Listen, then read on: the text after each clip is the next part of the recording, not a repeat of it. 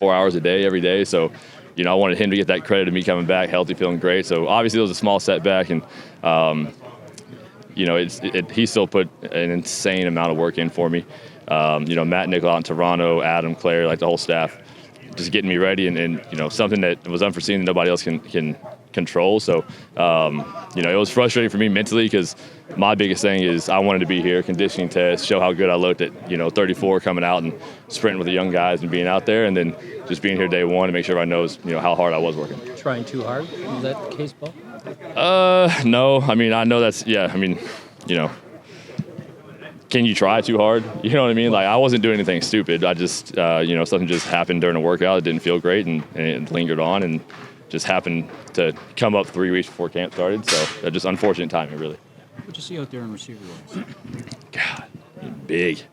Yeah, I mean, we got some, we've got route runners, we got speed, which, we've had here. Obviously, that's what Hamilton has been known for in the past.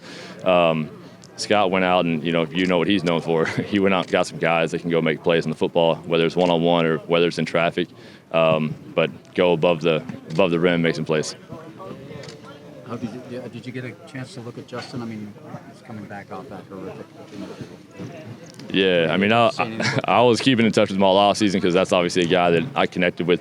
We all did really well last year, and such an unfortunate story of what happened. To see him come back healthy and be running around and not be limited, I mean, it's first of all amazing to his work ethic and what he put in over the off season, but just it's a blessing to have him back on the team. What was your off-season like? I mean, last year obviously wasn't the year you wanted. So when you went into the off-season, what was that all about? What was the mindset, the whole thing about getting ready? Yeah, I think it was just, push myself to a level that I haven't in a long time. As you get older, everybody tells you got to have load management, you got to take things easy, and you have to do certain things. And, I showed Marcellus some film of when I was younger and just escaping the pocket and making some certain moves. And he's like, that's what we got to get back to. So it was more just about being on the feet, being athletic, getting to a point where, I can do anything and everything that Scott needs me to do. Are you confident you'll be able to reach that before game one? Yes, 100%. Yep. What do you think of Taylor and his future? Oh, man. I mean, first of all, congrats on the contract extension because he deserved every single bit of it, if not more. The guy is, as a QB, if you're a young QB, watch that guy. Watch how he prepares, watch how he studies, watch how he interacts with his teammates. Like, one of the most underrated things with a quarterback is your relationship with your teammates. And, Taylor might be one of the best I've ever seen at that. He's a guy that connects with, Tim White all the way down to the first, the last receiver on the list. So I think it's huge to kind of watch what he's done and how he's progressed so quickly with, playing 9 games last year and putting in a position that's very tough as a rookie and coming out with the results that he did. But to put the work in again in the offseason, come in here, be ready, and then be told, hey, you got to go first. Bo's not ready.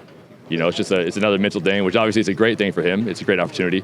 But my favorite thing about him is just consistency. Like, he does the same thing every single day. He's every time I walk into his room, he's reading a book and he's taking notes on it. It's who he is, and consistency at the quarterback position is key. How do you view his potential? Oh man,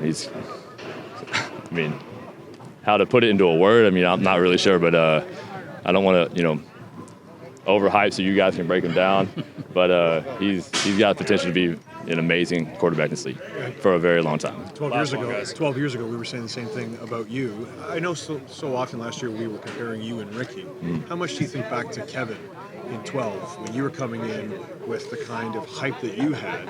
Did you learn anything about that relationship or how the Stampeders handled you at that time that you look back now and say, okay, maybe I can kind of project some of that into that relationship with Taylor? Yeah, absolutely. I think Kevin Glenn was a guy that took me under his wing right away and taught me certain things about the game as far as, reading an offense with the way your coach wants to, and then also having the flexibility of being a quarterback who you are that got you to where, to being a professional football player. So, my biggest thing is I think once you've been here for so long, what I want to teach Taylor is I don't want to get in his way, but hey, you got to do things the way that I did it, or the way that Ricky Ray does it, or the way that Zach Claros does it. Like, no, do it the way you do it. I'll throw you some tidbits here and there that have helped me in the past. And then my biggest thing is I want to teach him all my mistakes so he can learn from those, avoid those the way that my big brothers have, growing up my entire life. So just being there, like, like a big brother for him, and just, to teach him everything I know.